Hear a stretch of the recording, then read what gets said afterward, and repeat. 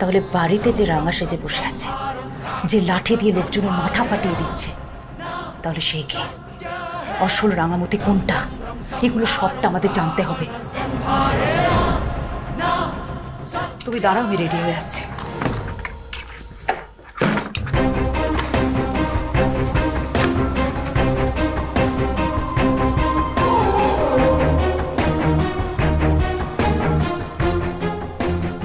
আসল রাঙা, নকল রাঙা, জোড়া রাঙা, এত রাঙা আমদানি হলো কোত্থেকে?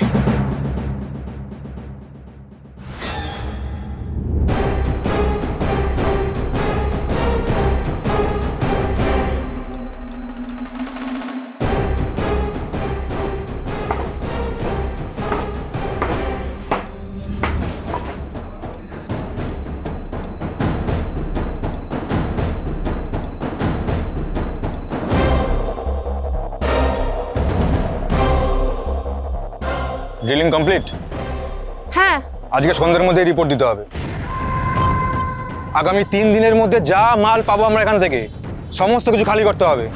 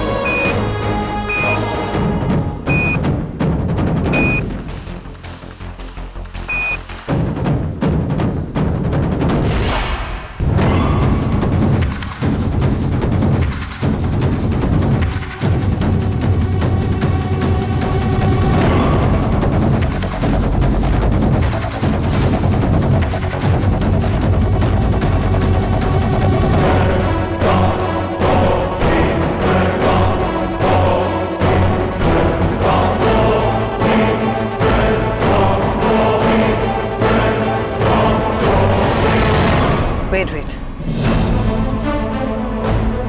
এখানেই তো RT5 এর লাস্ট লোকেশন এখানেই ছিল, তাই তো?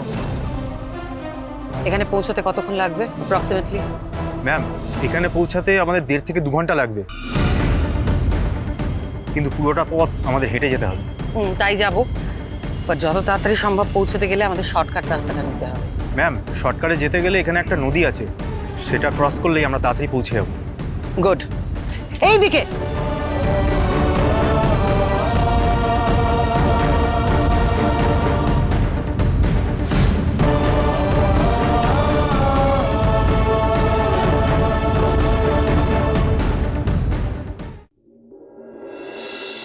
এত বড় আস্পর্ধা হয় কি করে তোর? একা একা মধ্যরাতে তুই বেরিয়ে গেলি ওই কতগুলো মাতালের সঙ্গে মারামারি করতে।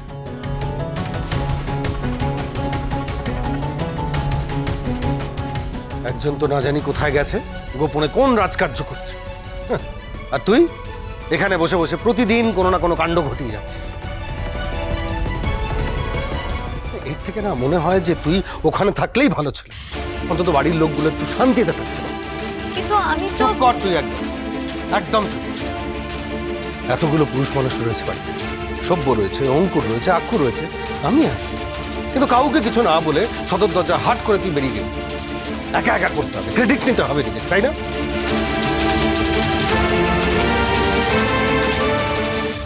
বাবা, সত্যি তুমি যা বলেছো না, আর এই সব কিছুর পেছনে আসল মাথা হচ্ছে তোর মা প্রমিতা, মূল কারিগর। এই মেয়েটাকে ওই নিয়ে এসছে এখানে, সেই সব কিছু শিখিয়েছে ওকে। শুধু তোদের মার জন্য আমার ছোট ছেলেটার জীবন বিপন্ন হয়ে গেল।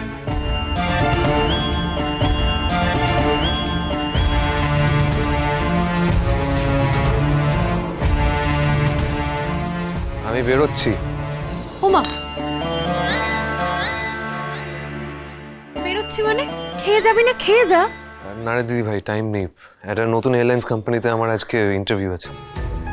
বাবা, হ্যাঁ আসছি। সাবধানে যাস, আর ওই ভালো করে সব চেক করে নিস। হ্যাঁ, বোঝার আর কিছু নেই বাবা আলাদা করে। মা আর রাঙামতি চারদিকে যা কাণ্ড ঘটিয়ে বেড়াচ্ছে তার জন্য আমাকে অনেক প্রশ্নের সম্মুখীন হতে হচ্ছে। তুমি ভাবতে পারছো আমাকে কিসব প্রশ্ন জিজ্ঞেস করা হচ্ছে? আপনি এই কাজটা ঠিকঠাকভাবে করতে পারবেন তো? আপনাকে আমরা বিশ্বাস করতে পারবো তো? সব থেকে ইন্টারেস্টিং প্রশ্ন, আপনি কোনোভাবে স্যাবোটাজ করে দেবেন না তো?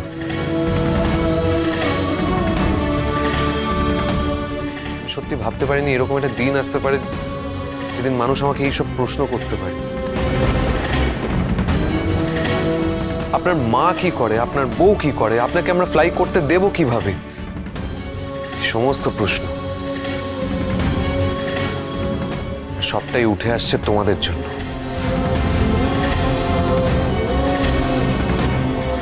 মনে হচ্ছে আমি একজন টেররিস্ট।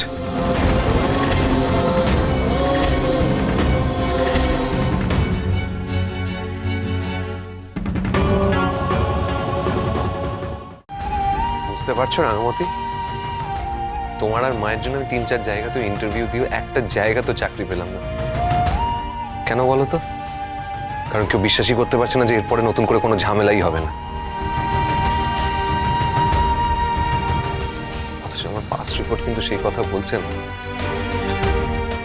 বাবা, এরপর বোধহয় আর আমার পাইলট থাকা হবে না, অন্য কোনো প্রফেশন নিয়ে ভাবতে হবে। ওম শান্তি, ওম শান্তি। ভাই একলব্য, তুই দেখছি সর, তুই একটা এত বড় পাইলট, তুই এরকম নেগেটিভ কথা কেন ভাবছিস? শোন, তুই রাতে বাড়ি ফিরে আয়, তোকে আমি একটা ছোট্ট কাপড়ের পুঁটুলির মধ্যে 2-4টে জিনিস দিয়ে দেবো। তুই এটা বিছানায় মাথার পাশে রেখে দিবি।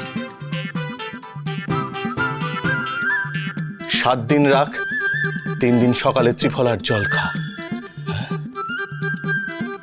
বড়দা, বলছিলাম যে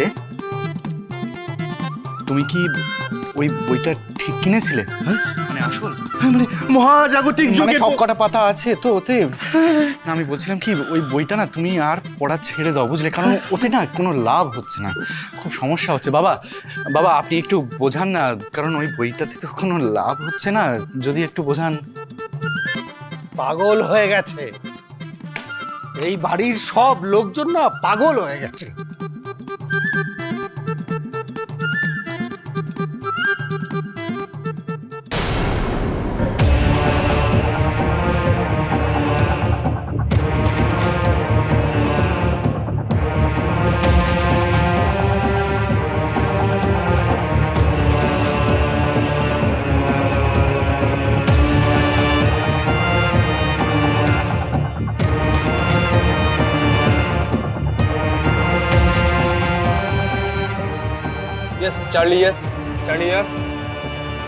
প্রমিতা বসু তার টিম নিয়ে তোমাদের দিকে রওনা দিয়েছে। ওদের এমন একটা শিক্ষা দাও যাতে আর কোনো টিম নিয়ে এদিকে আসার সাহস না দেখায়। প্রমিতা বসু এই অবধি পৌঁছাতেই পারবে না, তার আগেই ওর গোটা টিমটাকে আমরা ব্লাস্ট করে উড়িয়ে দেবো।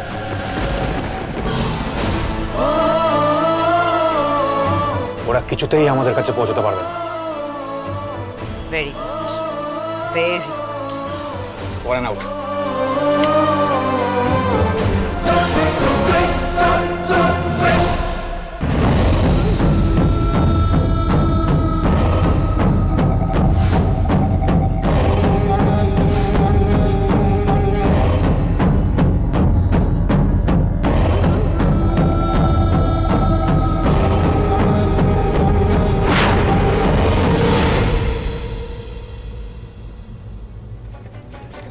মা এদিকে আসছে, ওরা মাকে বোমা মেরে উড়িয়ে দেবে। না না, আমি থাকতে মায়ের গায়ে একটা আঁচড় আমি থাকতে দেবো না কাউকে।